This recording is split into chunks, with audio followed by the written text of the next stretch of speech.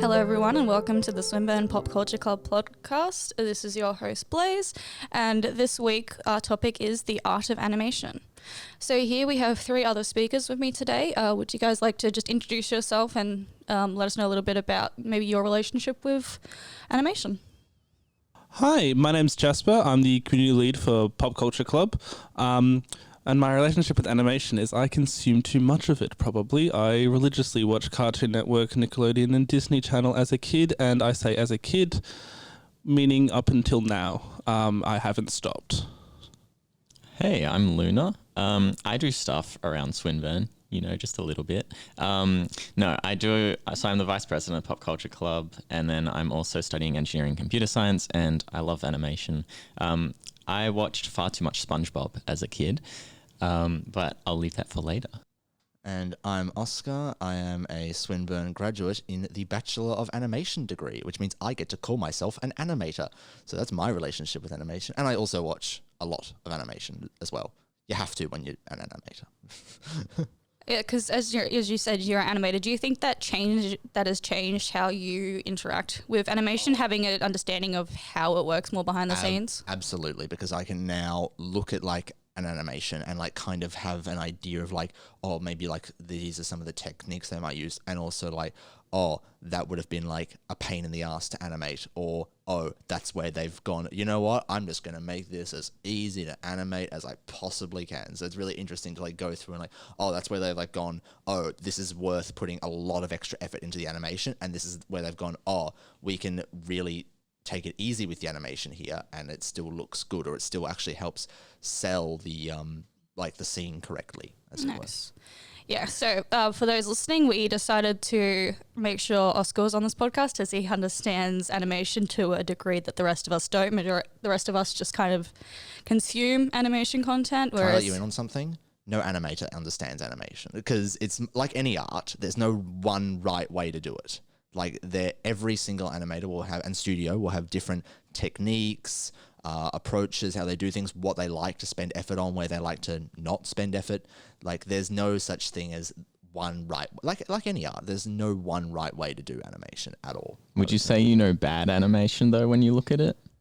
So I struggle with this question because like bad animation is not, there's not always like certain things that always equal bad animation. Like, so to a layman, like you might think, if I said, oh, this animation uses fewer drawings than this animation, you might think, oh, that means the other animation is worse. But that's not always the case, because sometimes less is more with animation. Like you've seen this with some recent animation work. So Puss in Boots: The Last Wish was like super good with that. And Into the Spider-Verse, they actually used less frames than like a lot of other animated works, but how good does the motion in those films look? Partially because at least, they use fewer frames. Yeah, so for the Spider-Verse, yeah, so when you say that, so it's like less frames, so it like feels more like slower. And how would you explain that? So, like the slower frame rate? Yes. So like standard frame rate is like, 24 frames a second. And like, that's, if you do 24 frames a second, that will look very smooth, but also it will take a lot of time and a lot of work. But, like often with animation, you might do 12 frames a second, or even less. 8 frames a second is the minimum you need to make it actually look animated. Any slower than that, and it looks like a slideshow. Okay. But you can absolutely do less frames and it actually looks better. It looks more, because it looks more animated. Like, so to go back to Luna's question then, I suppose what actually makes bad animation is just when it generally looks visually unappealing, which, is subjective, and there isn't always like a hard and fast rule as to what makes animation look visually unappealing either. That makes sense. And going back to like Spider-Man and Puss in Boots, both of those I really liked. They seem to have like an outline on all of the characters, like a really thick black outline. And I feel like, was it the same studio that like made both of those, or are they different? Spider-Verse was by Sony, and Puss in Boots was DreamWorks. Oh. But Spider-Verse did lay a lot of groundwork for, I guess, taking 3D animation in particular in that direction. like making 3D animation look more stylized, look more abstract. Because if you think about 3D animated films before then, so Disney, Pixar, they all look good, obviously, but they're also very uniform in how they look, and all the characters move very smoothly. There isn't much in terms of like visual effects on the characters, like we call them like motion smears and things like that. So as they always run at all the characters always move at 24 frames a second as well. So then you go to the Spider-Verse and they're like, hang on, we can actually like not do 24 frames a second. We can add things like motion smears and all that stuff, and it gives the 3D. It's still a 3D animated film, but it gives it a really unique look compared to other 3D animated films that came before. Yeah, something I've noticed, especially before Spider-Verse, was a lot of films with the animation, it seemed as though they were trying to get closer and closer to like real life, I guess in quotation, because like they were trying to get more and more realistic, whereas Spider-Verse just went no and just like really stylized it, which is something that you can only really do within the medium of animation. Absolutely. And that's, I guess it's another, actually that's one thing that almost universally leads to bad animation is when you get to Uncanny Valley. And that's when you have animation that you've tried really hard to make it look realistic. More of a problem for 3D animation than 2D, because there's only so realistic 2D can look. But 3D animation, we have the Polar Express is kind of the quintessential example of animation that tried to look too real, and it doesn't work. Animation should be stylized. It should it shouldn't look like reality, because if it is, then because it'll either look weird or you might as well just go make a live action film. So with that stylization kind of topic as well, and coming back to Spider-Man, I think one thing they did really well with Into the Spider-Verse, as you said, with the lower frames per second, Spider-Man, of course, originally a comic book. It's not just a normal just animation, it's an adaptation. Yeah. And because they have that lower frames per second, it does kind of have a feel like you're reading a comic book at times as well, like because they would have to draw out individual frames for each combat sequence, for instance. Like you'd see them throw a punch or maybe wind back, but you wouldn't see them actually move through the punch. Yes. And you'd see a similar thing in the Into Spider-Verse, where it would be, because of the lower frames per second, it wouldn't be a quote-unquote smooth move whenever they fought, but it was still very clear what it was, while still having a very big influence by the fact that it was a comic book, and it had that kind of cut sort of feel to it. Yeah. The animation industry has been heading in some exciting new visual directions, like just this past decade. Like it's hard to now to not look at like a lot of animated, like mainstream animated works, from 2015-ish or so, or even just before Into the Spider-Verse, and think, oh, these all share a kind of visual uniformity, not like in a bad way, but like they all kind of share a similar aesthetic. So it's really exciting now to see in both 2D and 3D animation, like people pushing art styles and like pushing, how can we make our show visually distinct? I've seen people complain that a lot of like Western TV animation like now all looks the same, and like there is a kind of argument, but like I don't personally agree with it. I feel like a lot of Western animation, like TV animation now, looks really diverse. So there's just a question, because you have mentioned a couple times 2D and 3D animation. And I can understand some basic, like I can understand the very broad like extremes of them, like the Puss in Boots movie, of course, is a 3D. You can tell that's really 3D. And something like, the original kind of season of SpongeBob, you can kind of tell is a 2D thing. But that 2D, 3D distinction doesn't seem as clear, to my knowledge at least, with lots of other TV shows and animations. Probably the biggest and most obvious one, which could be a bit would be something like Gumball. Like where they have all the drastically different animation styles within it. Yeah, so 2D and 3D are just different mediums. 2D is when it is created in a 2D format, so that's like drawings, or you can make 2D puppets as well, which is what shows like Family Guy use. And 3D is just when you have it as a 3D modeler, so you render polygons, for the environments and characters. And there's absolutely nothing stopping you from using both, which is what Gumball does. So is there like a way to like visually tell if it's 2D or 3D, or can you theoretically make 2D animation look like 3D? So Of course you can. You know, you can make a 2D drawing that looks 3D. But Okay. what the trick with animation is that if you want to do that, you have to make a sequence of 2D drawings that look 3D. So it's like, where would the benefit be in that? Where would be the benefit in trying to make 2D that looks so good that it looks 3D? You might as well just do actual 3D. Whereas the advantage of doing it the other way around and having 3D animation that looks 2D is 3D has some inherent advantages over 2D. Like, you only need to create a character once. Like, you can make a character model and then that's the one model you can use throughout the entire film. You don't need to redraw them or anything. You can move the camera a lot more freely in 3D. And it's easier to go back and like change things later than it is in 2D as well. So like there's more advantages to making 3D look 2D than there is to making, without actually making it 2D, than there is to making 2D look 3D without actually going full 3D is what I would say. Yeah, so like in a summary, 2D is the drawing of individual frames, whereas 3D is the construction of models, the construction of 3D models that you can kind of manipulate so that you don't only have to create the character like once or twice. Spot on. Okay. So, does that mean that 3D is a solely digital medium then? Well, yes, as 3D as we think of it, but you know, there are other like gray areas like stop motion. Okay, because that was one of the things I was thinking about, because stop motion is very much a frame-by-frame kind of experience, which does very much lend to your definition of a 2D kind of thing. Mm-hmm. But at the same time, it can just be one model, and it is a 3D model at that. Well, which, again, like any art form, there's a grey area. So, like even Coraline, which is like one of the Such a good greatest movie. stop motion works of all time, I'd argue, was enhanced digitally. So the way they animated the characters in that film was basically each character's like bottom half of their face could come off, and that's how they would change the mouth. But what that meant in like the raw footage is you see a line like going across like the bridge of their nose and across their eyes, and that's where the piece comes off. In post, those lines were digitally removed.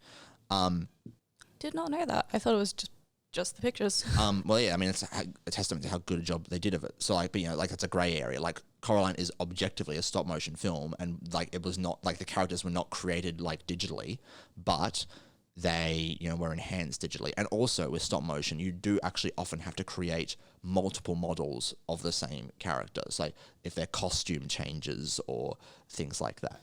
I've seen some I think claymation or whatever you want to call it, where the scale of things would change, and so they have like these human-sized clay models of the character with real people, so they can do like shots with actual people, and then they'll scale it down back into like their world or whatever, and it'll be like this tiny house with this tiny model as well. Sounds like a lot of work. Yes. Like, but like, I mean, you know, I would say like 3D, 2D, and stop motion are kind of like the big overarching branches of our different animation techniques, but then each of those divides many, many times into like different mediums, techniques, and visual styles. Stop motion for me has always been tricky because like you do a bit of stop motion in the animation degree and like instantly it's like, oh my God, this is so much work. And it's in a tricky place because now we have 3D technology that is good enough that it can look like stop motion. Like think of the Lego movie. Like that is completely computer generated, but it looks like stop motion.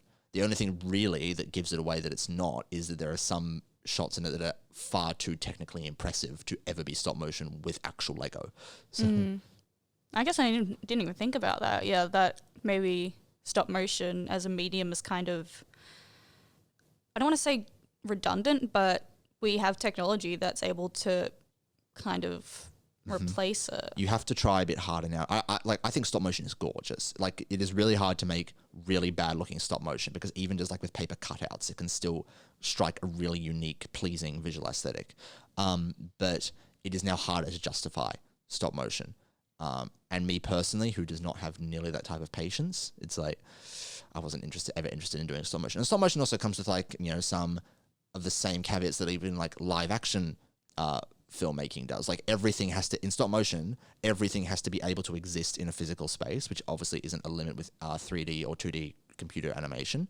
And you have to like have real lights and everything, and it's also impossible to like go back and edit like a few frames or whatever in stop motion. You have to like get it right. You have to like do the whole shot in one go, and if something isn't right, you have to redo the whole shot. So very, very tedious. yeah, That being said, as you said before, I love stop motion. Oh, absolutely. Some of my favorite animated movies out there have been the Tim Burton-esque ones, I will say, because I can't remember the exact rules whether they were Tim Burton or not, but once, because, there's an entire weird thing about him and his animation stuff, but Nightmare Before Christmas, Frankenweenie, Coraline, like those... That's not Tim Burton. That's Tim Burton-esque. Yes. Which is why I had a little bit at the beginning about Tim Burton, because apparently there's some places that say he did help work on it, some places say they just took inspiration from it. I don't know. I'm not the one who studied animation. That's you, Oscar. But yeah, so those are some of my favorite movies. Like Frankenweenie is such an underrated film, and I've never seen it. See, this is what I mean. No one else here has seen Frankenweenie. That is heartbreaking. What made Frankenweenie kind of a hard sell for me is that it's in black and white. Yeah, no, that was the point. I know it's the point, but I also, I like color. So. Yeah, no, Frankenweenie was, for those of you who haven't seen the movie, Frankenweenie was, yes, in black and white. It was stop motion, and it was an ode to all the old classic horror movies where you had this Victor, his dog gets hit by a car and he gets disheartened and saddened by it, so he brings it back to life using electricity and makes Frankenweenie, essentially, which is a Frankenstein equivalent, which is a dog. He brings it to a science, like a show and tell, and all his friends get jealous by it, and they all try and recreate the same experiment with their various pets to different degrees. One guy tries to do it to sea monkeys, and it turns out as gremlins. Another person does it to his dead tortoise, and it turns out as Godzilla. Another person does it to their cat, and it turns into a vampire. Another does it to a gerbil, and it turns into a mummy. And so they're all odes to old black and white movies, and then they have to go through and somehow fix them all, because none of them actually understood the science except for Victor, which is why his dog was nice, and every other one tried to kill everyone. But yeah, so that was one of my favorite movies of all time, especially when it comes to that theory that it was Frankenweenie leads into The Corpse Bride, leads into Nightmare Before Christmas. Which the theory with that is the main characters in each is the same person at various stages of their life. Yeah, I've seen that theory. Yeah, I've heard about that.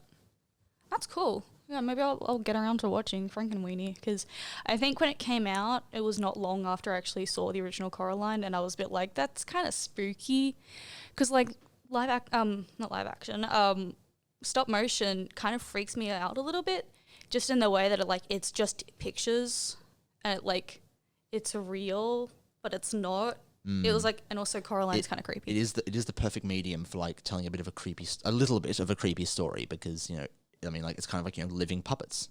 But also I would never argue that Wallace and Gromit was creepy. Yeah, actually true. Excuse me. I got so scared by the were-rabbit when I was younger. The were-rabbit, come on. That's terrifying. I had to leave the cinema with my dad. I was 8 or 9. Oh, yeah. Yeah. And I was just this is too much. And we ended up leaving. I didn't even see the were-rabbit. The suspense was too much for me. Luna has a weak heart. The cheese.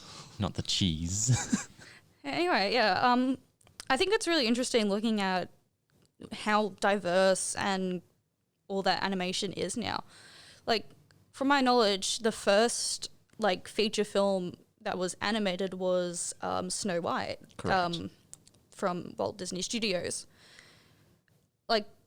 I'm assuming that was huge. Absolutely it was, because it was, for the time, a lot of animation. It was all fully coloured, and actually it was even big because of its sound, because not much animation up to that point had that much lip sync and music and character performance, and movement that was that naturalistic. It was a huge leap forward. It's marked a turning point, I think, that animation is a real filmmaking medium, because up until that point, all you had was cameras and actors, but now it's we can actually do whatever we want for a film because we can animate it. Yeah, I just think that with the lip syncing, how it would be so complex to work out the frames for each part when people are actually talking. So how does that how does that work? I don't know how Snow White did it, because that was the first thing, but once you actually know the technique, not to sound like, oh, I know so much about animation, but once you actually know how lip sync works, it's actually not too complicated to work out. Basically, when you're talking, the mouth makes 12 unique shapes for each sound. Like, I can't remember what they are off the top of my head, but like it's only about 12, and like depending on like the animation, you can probably get it down to about 8, because some of them are like similar enough that you can just like reuse them. And then you can just like go through and like listen to like an audio clip, basically frame by frame, and like, okay, that's that noise, use this shape, that's that noise, use this shape, and like you go through and like you can just designate each frame or few mouth shape, and then you can just go through and like that's your lip sync track, and then you can animate the mouth accordingly. Well, I just learned something new because I did not know that. That is really cool. It's not like, if you actually, like, I would advise, like, especially like quote cheaper animation, you know, so like a lot of like TV animation, so like Steven Universe and The Owl House are probably good examples. But if you actually go through and like watch a scene where a character's talking and like look at their mouth, you'll actually realize that there's not actually that many shapes the mouth is making in that shot. Yeah. And I think I've heard that some studios take it a step further with like, if you have different facial expressions alongside the mouth, then you can just like save those as like a file, and then when you need them, you just pull them in. Yeah, absolutely. Yeah.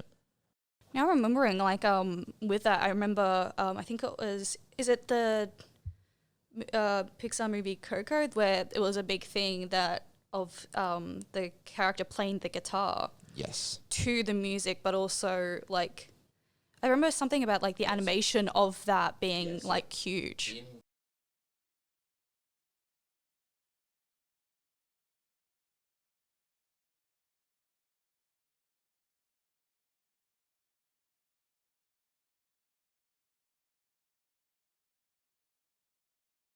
So that's not my A lot. specialty. I'd say lots of time and effort, because at least I can play a couple instruments here and there.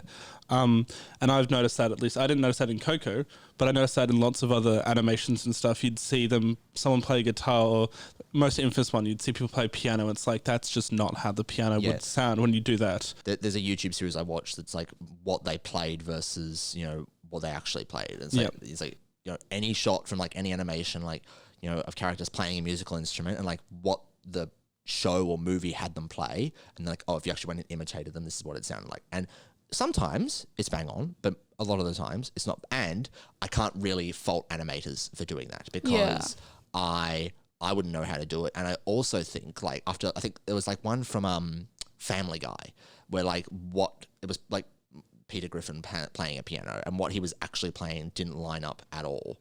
But I think I understand that, because it was more visually interesting to have him play. Like, the average Joe is not going to look at that shot and like, oh, that doesn't line up at all. Like, no, like most people aren't going to care. Was Coco 3D? Yes. Okay, because I think I've seen a clip where they used body tracking, and then they used like the characters to just mimic like their hands and what they were actually doing. That while would they were make playing. sense, at least that would in help. research. Yes. Yeah. But, you know, it still would have been annoying. Yeah, I was going to say it would have been drastically more difficult to do it if it was a 2D project. Yeah, because then you have to redraw it all. So Yeah, because you have to redraw each versus, and really for the guitar at least, it wouldn't be that difficult technically. It'd be lots more effort, but the actual technical drawings wouldn't be that more difficult in my opinion, because you'd only have 6 strings, and you just, as long as you put a finger on the right string, and you do that with the hand for each chord, I think, because I believe he just played chords, not notes during the thing, then it would have worked perfectly.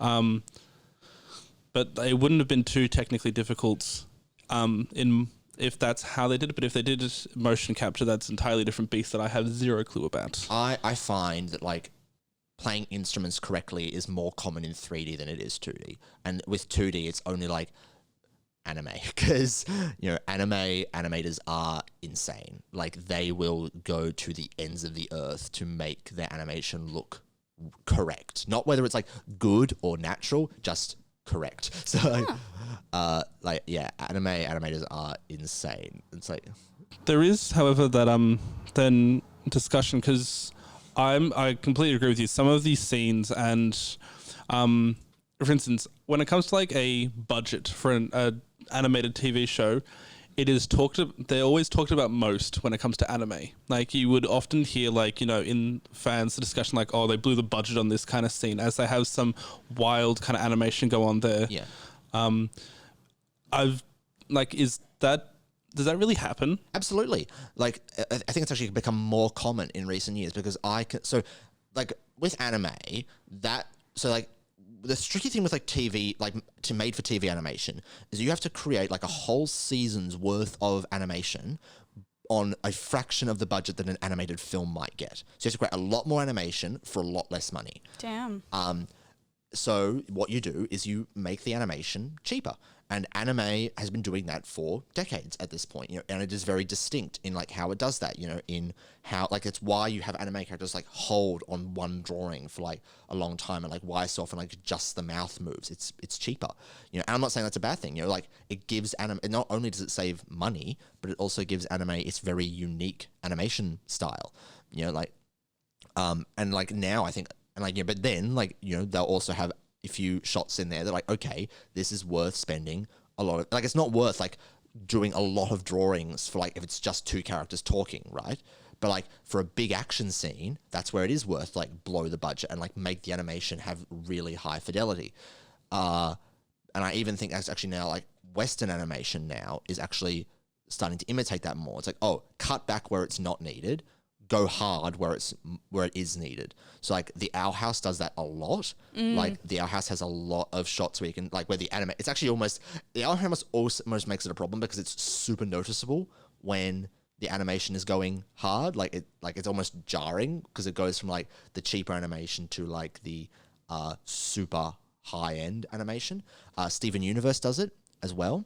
I think I caught that during some like fight scenes, and Yes. it actually threw me off. I was like, this doesn't feel like I'm watching Our House anymore. Yeah, the frame rate looked like it picked up during the fight scenes for the final episode. I won't give spoilers for anyone who haven't seen it yet, but the frame rate did look like it picked up for every combat scene, as well as you mentioned Steven Universe.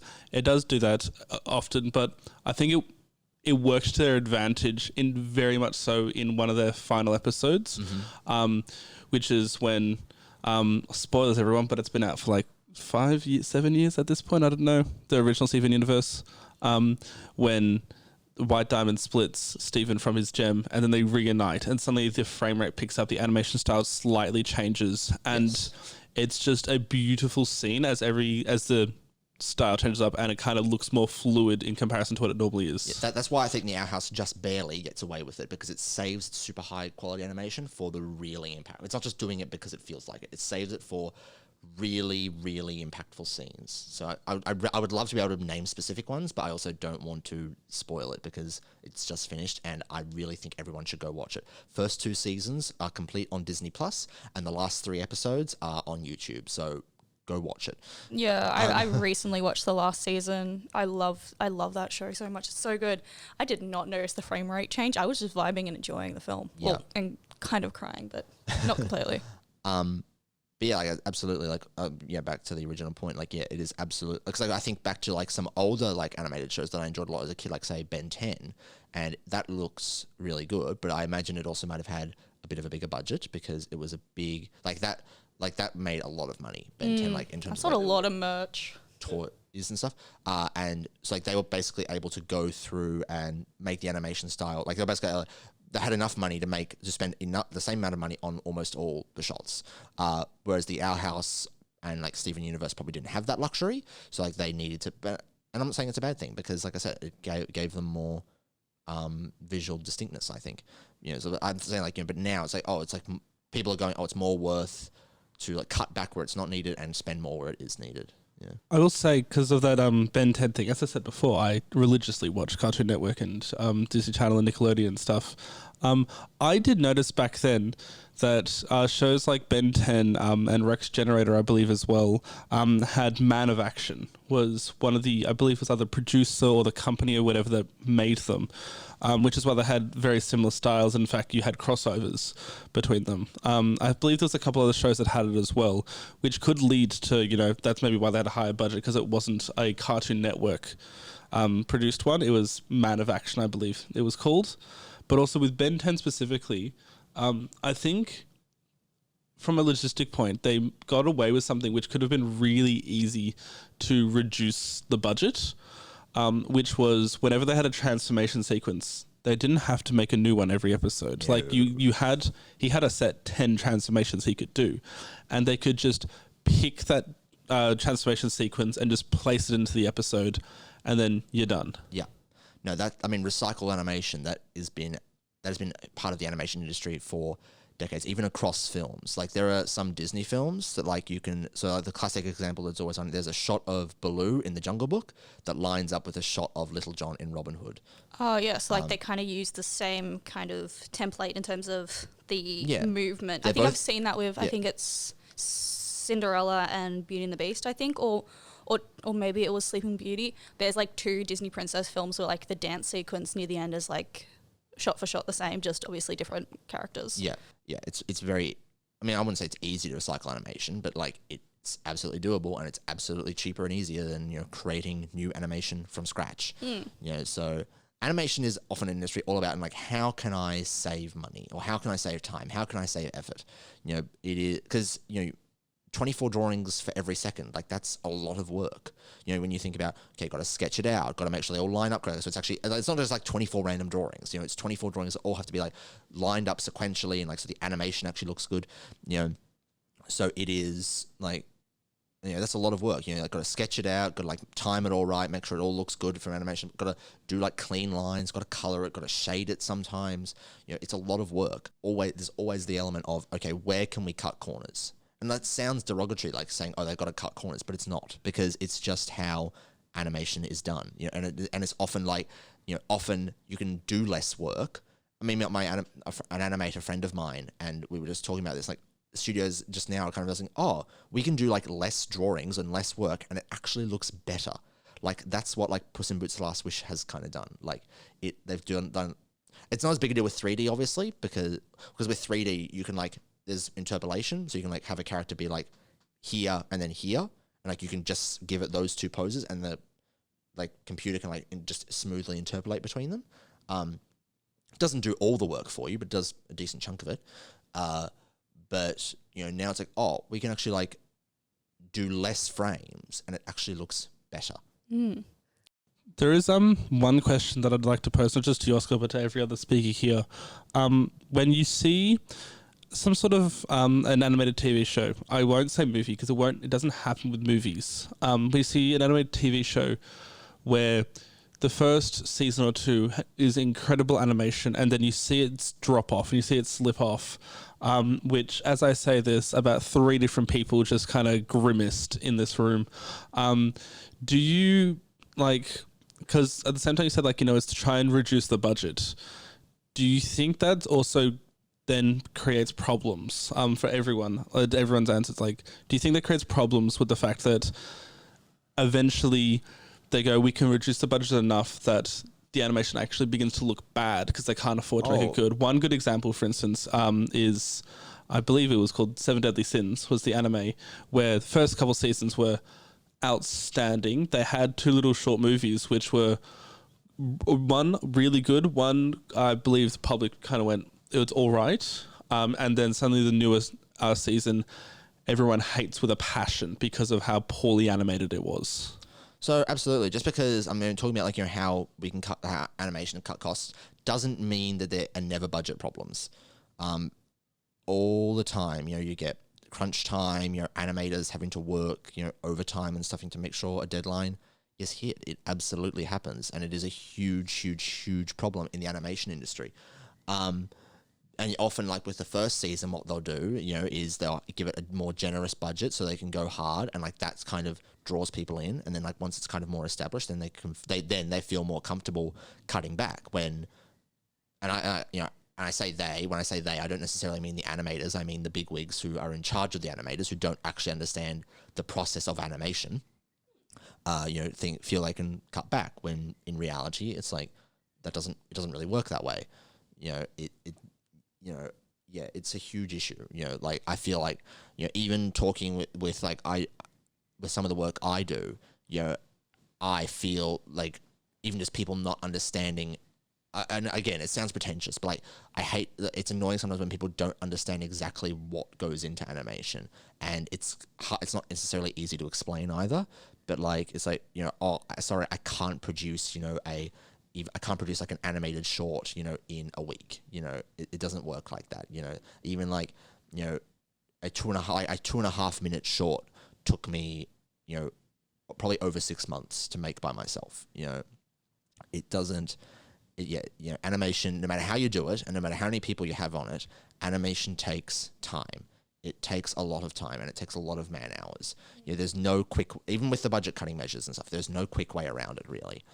Yeah, what just thinking about that, I'm also thinking of like other places we see animation. Something that I think is getting more and more budget and to me more interesting is video games and the animation used for that, where a lot of them do very stylized, but also some of them do try and get those hyper realistic.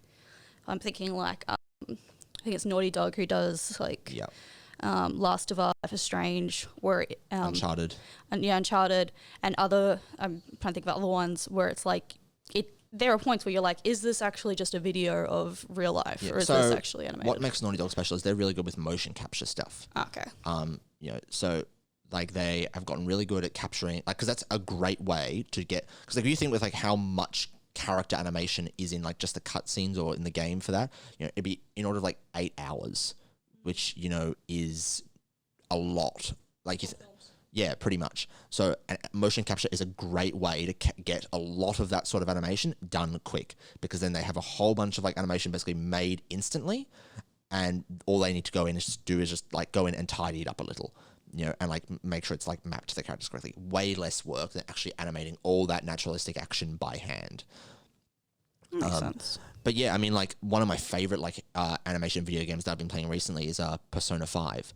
Like that is a masterclass in less is more. It is, because it's super stylish, super stylized. But you can also like, as like with my animator eye, I can look at it and say, oh, you know, this would not be inherently expensive animation, or not as expensive as it could have been, I'm sure. But it still looks great, and it still looks super unique as well. I just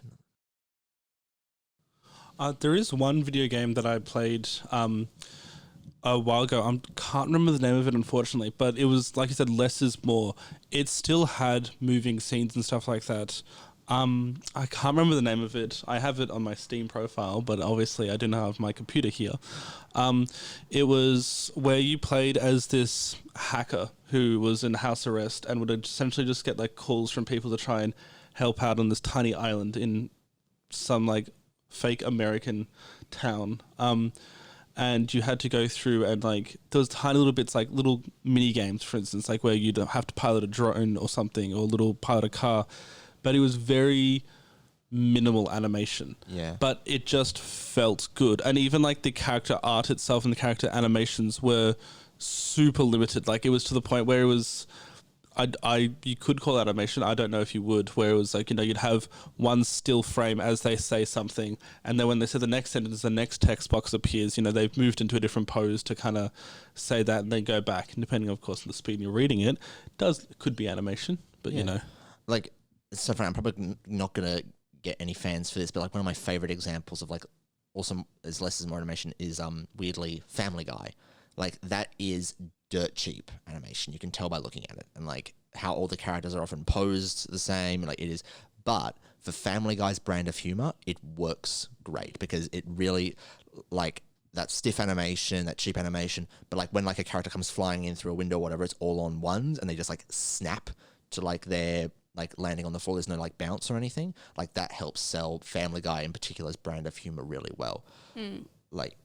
Again, like, I mean, I know I keep saying, like, oh, it's just like other art forms, but again, like, there are lots of places in animation where less is more, you know? I think animation does get the distinct advantage in which you can control the speed and the focus of an individual and an object more than you can in any other medium, because you can change an individual object's frame rate within it. Yes. As you mentioned Family Guy, the first thing that came to mind was the unfortunate ones where they would have that scene Brian getting hit by a car, but instead make it Bluey.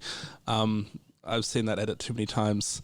They just retexture Brian to look like Bluey. Yeah, no, it's weird. I will not deny that in the slightest. But you get that opportunity where it's, as you said, like really low cost, low frames, like less is more. But then when they want something to be over dramatized, they're able to like pick up the frame rate for it. Absolutely. And able to it just naturally draws attention to the object itself. And that's the other thing, as I was talking earlier about frame rates in animation are rarely fixed. Like, they are flexible. They can change depending on the action. They can change on the fly. It's also very flexible in that sense. I was just thinking as well, like I mentioned Bluey, which has become like a really interesting thing to me because it's an Australian show, animation kids show, that's suddenly like taken over and like rivaling shows like Peppa Pig and... So here's my interesting take on this. So I think Peppa Pig is actually an example of bad animation because it's super... Again, it's cheap, but not necessarily cheap in like, oh, we can like cut corners here and it still looks good. It's cheap and we want to like spend as little money as possible, no matter how the animation ends up looking. Like, I don't think its art style is particularly nice to look. Like, even if you like take a still frame, I don't think it looks particularly nice either. Well, it's disturbing as well because Peppa the Pig has 4 eyes with 2 on each side. Like, you actually think about how those characters, like in 2D, you should still give some thought at least into how those characters would exist in 3D space, which they clearly didn't do with Peppa Pig because, but with Bluey, when I first saw Bluey and like I saw like a picture of its cast, like, oh, this show doesn't look very visually appealing because like all the characters kind of have like the same design. They just all change color basically, and like they all have like similar face, and like this doesn't look very. But then I actually saw them in motion, like this is like a still that I've looked at, but then I actually saw them in motion, like but they're animated gorgeously, like they all move really nicely, I think, and and like the backgrounds, because even like the backgrounds in Peppa Pig are ugly, but the backgrounds in Bluey look really nice, and like they look really pretty. And I love how, like, I can't put my finger on why, but I love how, like, quintessentially Australian, like, the backgrounds look. Like, I think I look like a shot of, like, the bedroom, and, like, oh, that looks like an Australian bedroom. And I couldn't tell you why, or an Australian house, but, like, I can't tell you why. I feel like it's Australian, but it looks Australian, and I like that. And I actually, like, had the privilege during my degree to speak a number of times with one of the producers on Bluey. She would be giving us lectures on, producing for animation. And she's actually deaf. One of the producers on Bluey. And one question I regret not asking her is how she was able, like how she, manages a team and how she acts as producer with hearing issues. But I think that's just remarkable even not knowing the answer to that question, knowing that she is a producer on this wonderful show that has, obviously, I haven't sat down and watched Bluey properly myself because... just haven't gotten round to it, and it's also like it's not really my type of show because it's very aimed very young. But it's obviously the amount of people who watch it across the world can't all be wrong. So like I admit I've watched a couple of episodes and I just think it's so cute. It's so Australian, but it's also like it's so good in terms of like the topics and all that they discuss, like diversity, but also like having like the main character be a girl, but it's also a lot of people think that Bluey's a boy as well. Until like a lot of people did because we associate Blue with boys and often kids like animation, like kids TV show stuff. And it's not like her gender's really given away in her design in any way either. They're not. The animals aren't gendered. Yeah, like real life. Which is good because there's nothing worse than like animal designs that have been like overtly feminized or masculinized. Yeah. Anyway, as much as I'd love to like talk about this for like another 2 hours, our producer's like waving his hand at me to like get moving. Yeah, I think it's time we move on to our mini game. So if this is your first time listening to a podcast, typically in the end of an episode, we do a mini game run by one of the speakers today. And today that is me. Yeah. All right. So the mini game I have devised, and I definitely didn't devise it just in 10 minutes last night, is I have here on my phone a collection of 10 audio samples of lines by animated characters. So for each one I play, there are 4 points for you up for grabs. If you can name the character's name, their voice actor, the show they're from, and the show's creator, because we want to bring it back to the animators as well. Oh, wow, yeah. Okay. Have you got somewhere to write down the points? Or are we getting the producer to do so? I think our producer will handle that. And I do have the answers written here as well. Okay, so let's get started. I tried to order them so that, they start easier and get more difficult, but we'll see how we go. Okay, so first one. That's rough, buddy. That is Zuko. Correct. From Avatar: The Last Airbender. And can't remember the producer's name. It is. I remember the voice actor's first name. I believe is Danny. Close, but not quite. Okay. That is the best I can do. Okay. Anyone else? I have no clue. I have no idea. I don't know. I haven't watched All right. I haven't watched The Last Airbender. That was indeed Me Zuko from too. Avatar: The Last Airbender.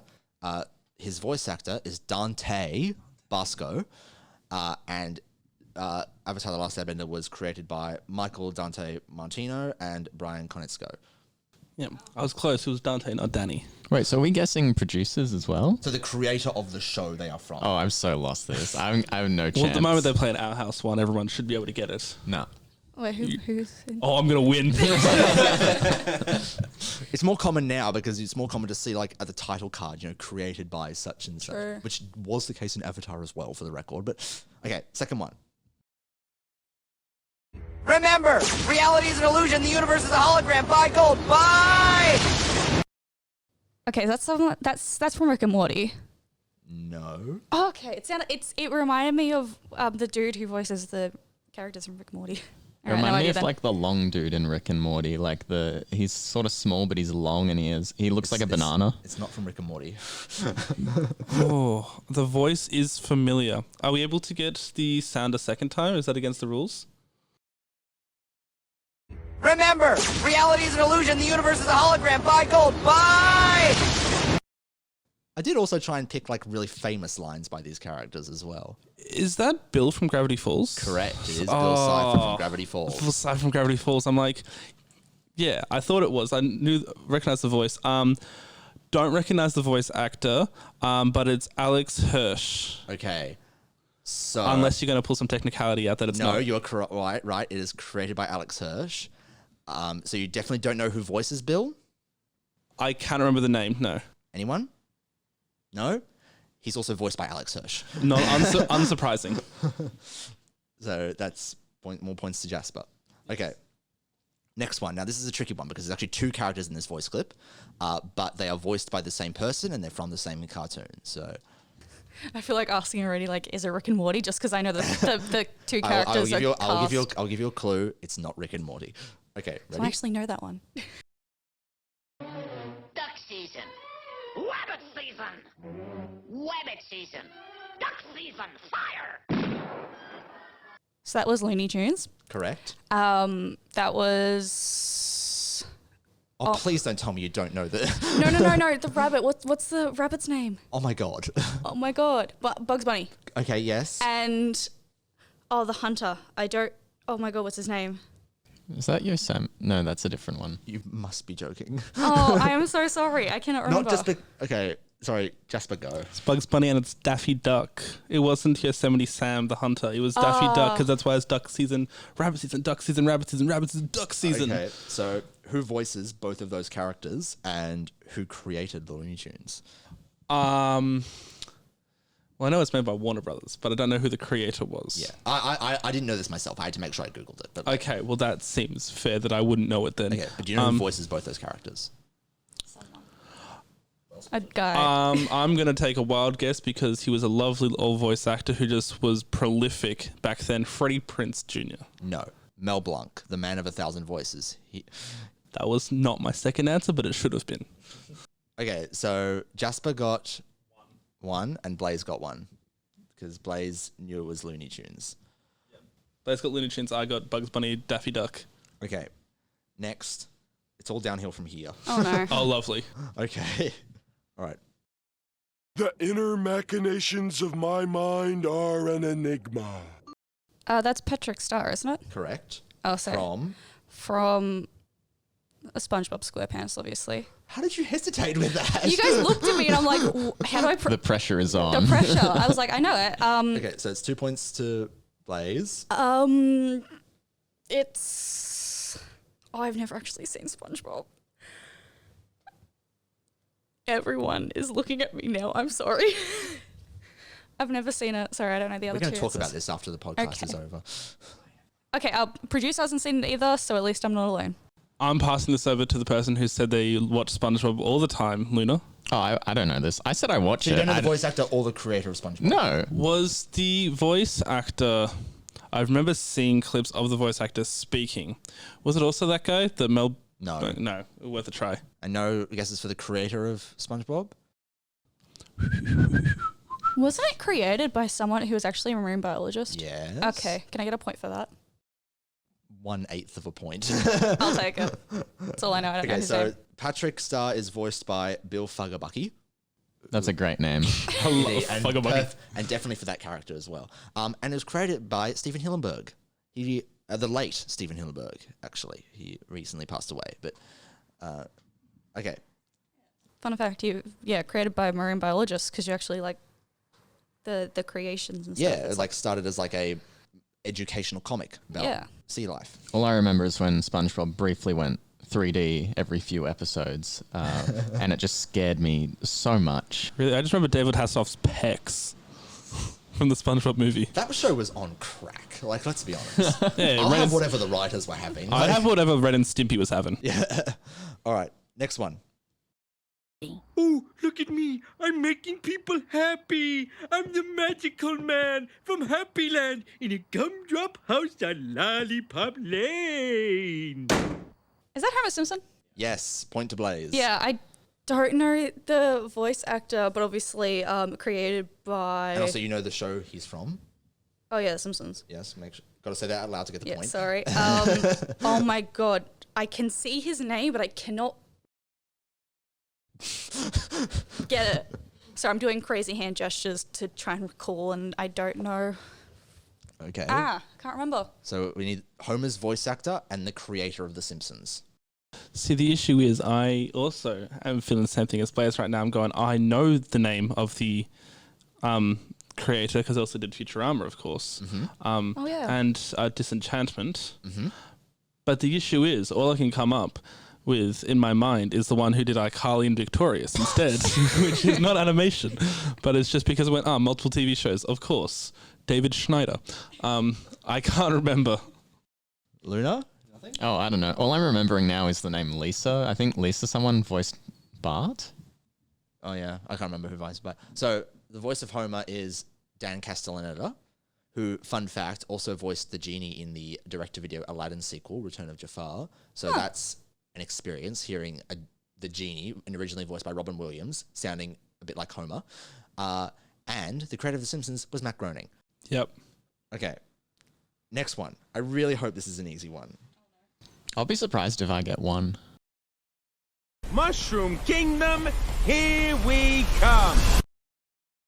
Okay, obviously there's Chris Pratt from Mario movie voicing Mario. Wrong. It's Chris Pratt pretending to be Linda Belcher pretending to be Mario, because that's what it sounds like. Yeah, apparently, is that even in the actual movie? No, that they line? cut it. I think it was because of the backlash. Like, everyone was like, the person who edited the trailer, which is where that bit of the audio is from, should give Chris Pratt an apology because it made it. Because apparently Chris Pratt's voice is actually not that bad. I'm still not going to see the movie. I've seen the movie. His voice is fine. I still think they should have gone with Charles Martinet, personally, because he is the established voice of Mario, and I don't think it sends a good message, giving that role to someone with as much star power as Chris Pratt. Yeah. But it's fine. The whole movie is fine. So, I'm not here to do a review of it right now. Okay, so we have Chris Pratt as Mario from the Super Mario Brothers movie. That's that was created by Illumination. Illumination and Mario. I would have also accepted Shigeru Miyamoto as the creator of Mario. So that's 4 points to Blaze. I am winning. Can I just point out the weirdness of Mario? He was an Italian plumber in a Japanese game and is supposed to be American. I've read that, like, because of like some reviews of the Mario movie, you're not going to get much out of the Mario movie if you aren't familiar with Mario. Like, it's like movie critics are like, I've never played a Mario game, like kind of going into the movie and like going, what the fuck is this? But like, you know, if you actually know, which I'm sure all of us do, we are all relatively familiar with Mario. It's like, oh, we actually enjoy it because we can like spot the Mario Easter eggs and stuff. But like, if you don't know Mario, you're not going to get much out I of just that want to movie. see Jack Black as well, so that's the only thing I'd want to see the movie for. Okay, ready for the next one? No amount of therapy will ever make this moment okay. Timmy Turner from Fairly Odd Parents. Correct. That's 2 points to Blaze. Oh my gosh, I literally watched a film theory episode. So the YouTube channel Film Theorist just did an episode on Fairly Odd Parents, and they mentioned, and I can't remember who created it or the voice actor. Voice actor, I believe, is Tina something. Close, but not. How do I keep stuffing this up? No, I get close, but are they failing. the one that that also does like 50 other Yes. characters? Because I think I've Yes. seen an interview with her. And the producer, I can't remember. I know it's Nickelodeon, but that's as far as I can get. I know I'm still bothering to look at Luna just to make sure. I don't know have an anything. answer, but, like, Luna's here for a good time. fair enough. All right. Voiced by Tara Strong. You've done it again. And the Fairly Odd Parents were created by Butch Hartman, I was going to say who Tina. has a YouTube channel. I was going to say Tina Small, and I went, it's Tara Strong. I really got that wrong. So Okay. close. All right, next. I will be haunted by my actions forever. Hoot hoot! Okay, so that's... Shrek. Serious? Okay, no, that's Hootie Yeah, that's Hootie from the Our House. You know who that sounded like to me? Producer, Dana Terrace. Okay. Terrence. So that's... and the voice actor, I cannot remember. But that's 3 points. See if you can take the last one. Yeah. I'll give you a hint. It's someone who's been mentioned already in this game. It's Alex Hirsch. Correct. Can I say that sounded so much like the Gingerbread Man? Not the gumdrop buttons. Can I just say also, it was so hard trying to decide on just one line from Hootie to use, because if I had my way, I might have just like downloaded every single Yes, it's Alex line Hirsch, the as creator of used Gravity that. Falls. So- I knew that. All right, this one's okay. Last I two. think, yeah, you get points for that. I only knew the same thing as you did the first two. All right, last one. Last two are a little bit more difficult, so we'll see how we go. You should stay here and relax. But I'm going because I'm always relaxed. That's Garnet from Steven Universe. Correct. 2 points to Jasper. Steven Universe, created by Rebecca Sugar. Correct. Another point. And the voice actor, I'm trying to remember her name.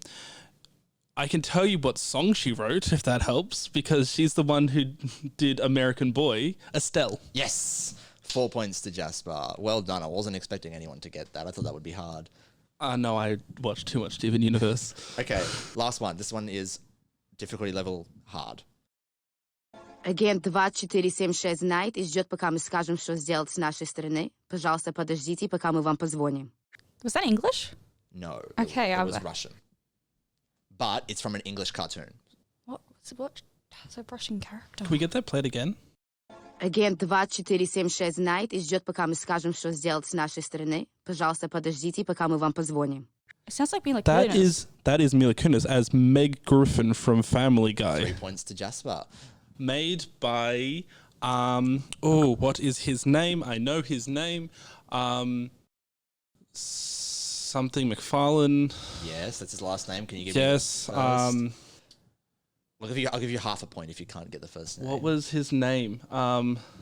Something McFarlane. Steve McFarlane? Seth MacFarlane. Seth. Yes. Point to Jasper. I recognize that Russian. Did I only just realize that Mila Kunis' voice is Meg?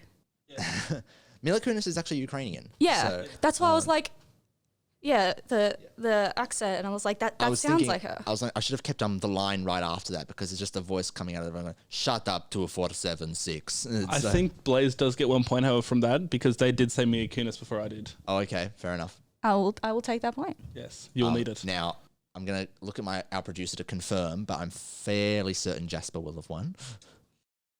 So we have on a total of big fat 0, Luna. This was looking like it was going to be a sweep by Blaze at the start, who's ended up on 12 and an eighth points, and Jasper has 18. Yes, as I said, I watched too much. But also, it does help that I knew the producers for some of them. Yeah. The Alex Hirsch, Dana Terrence kind of combination. Yeah, well, I hope everyone had fun, and I hope you had fun playing along at home. Like, it was so hard to think of, like, what line from each of these characters should I use? Because, like, so many of them have so many iconic lines. Like, with Garnet, I was tempted to, like, use a line from, like, say, Stronger Than You, like one of her songs. Fair. But also that would be copyright. I thought that would cause copyright problems. Actually, that's why I checked. But, like, I thought using a song would definitely cause copyright problems. Yes. But, yeah. Probably could have done something like, fusion is an experience. Would have been a good quote. Anyway, yeah, awesome. Thank you guys for watching the podcast. I think we'll wrap up now. Thank you to our speakers, Oscar, our person who actually knows stuff about animation. Luna is just vibing. And Jasper, who, this is actually your first podcast, isn't it? Yes, because there's only been one other episode whilst I've been on the committee. Oh, good. So if you didn't find Jasper too annoying, let us know and we can get him on for another episode. Understandable if you did. I found Jasper fine. I can tolerate him. All right. Anyway, thank you guys for watching the podcast. If you want to follow us on any of our social media, join the club, or just find out more about what's happening, attend some of our events. Check out my YouTube channel at Oscar V Draws Things for the most mediocre animation you've ever seen. Yes, shout out to your YouTube channel. And also the Swinburne Pop Culture Club Linktree, which is at linktr.ee/swinpcc, or just find us on Instagram. It's the first link there, or also the link to the description of this video, or this recording, podcast. Words. Anyway, with that, we'll head off. We'll see you guys next time. Bye.